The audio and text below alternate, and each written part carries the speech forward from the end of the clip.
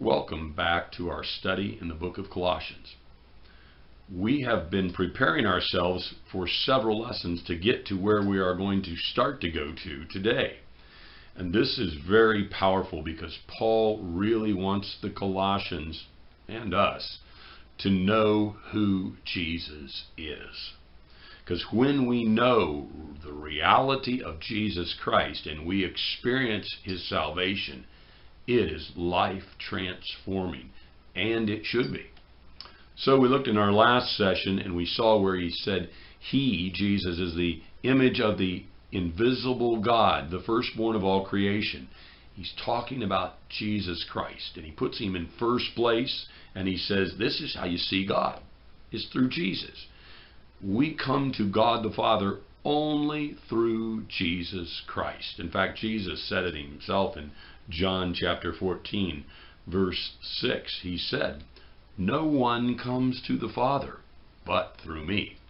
So it's very powerful, very important that we get this. We're going to pick up in verse 16. It says, "For by him all things were created, both in the heavens and on earth, visible and invisible, whether thrones, dominions, or rulers or authorities, all things have been created through him and for him." Now we could probably spend the next 5 or 6 sessions just on this verse. This is just loaded down with essential theology, essential definitions that we need in our Christian faith. He says everything that was created by him. Now, we usually think of creation and we get an image of Adam and Eve in the garden. We get an image of God creating the world maybe, and we forget that he created the universes, plural, and everything that exists. The scriptures tell us that. In fact, they tell us this right here. He didn't just create the world. He created everything. And in that process, he is timeless. In that existence of timelessness, he is not bound by space either. He is God. And he manifested himself in the person, the flesh, the humanity of Jesus Christ, his only Son. It's interesting because we have to knit this all together to get it. He created everything.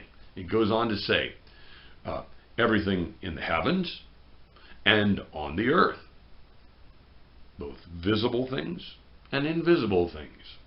It's very interesting because lots of times when I'm doing a Bible study at church or when I'm preaching, I'll stop and I'll say, "Do you realize what's going on in this room beside what you can see?" And some people are like, "Huh?"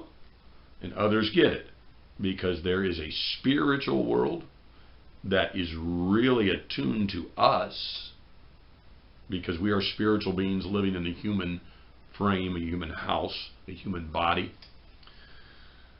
And then there's the things we can see, feel, smell, touch, and experience around us. Okay? And that's our senses. That's our sensory world. And he says he created all of it.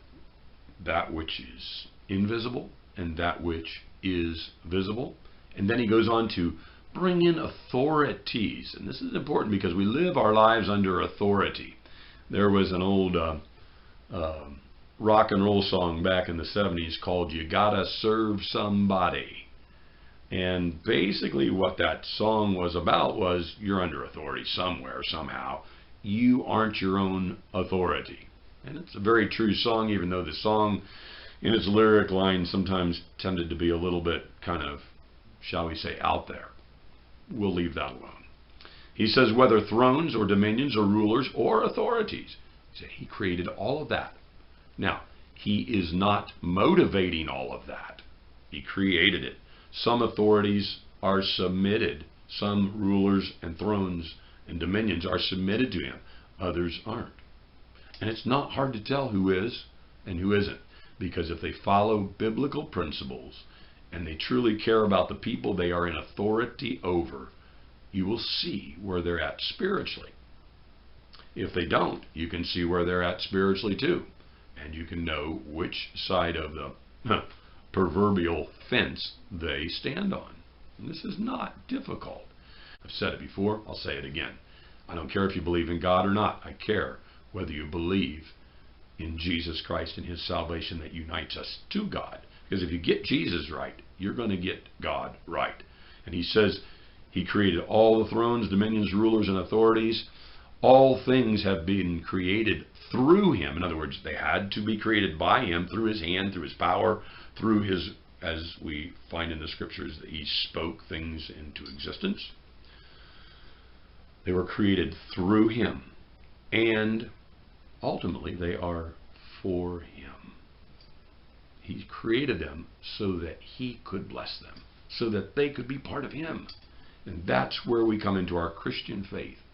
And we realize that, as Paul says to his letter to the Ephesians, that we are in Christ, and Christ is in us.